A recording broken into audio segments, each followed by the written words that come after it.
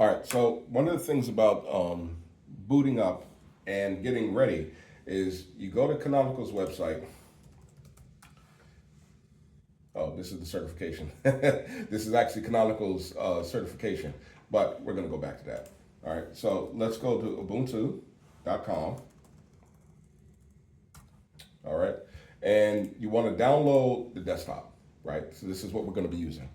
So you download that. I've already downloaded that ahead of time, and then you have to get it ready. So on news.shadestech.io, I have step-by-step instructions of how to actually create a bootable drive.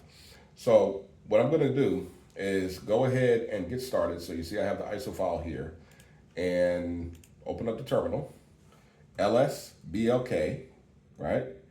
That will show you the disk, that's on the machine itself, lsblk, grep disk, right?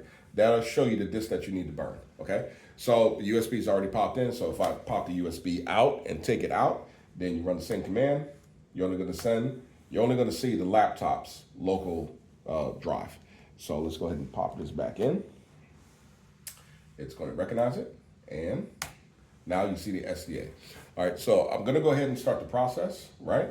So after you do that, you run a dd command, which you can follow step by step here, and go ahead and pick the ISO file. So sudo dd if, and then you put the name of the ISO file, and then after you put the ISO file,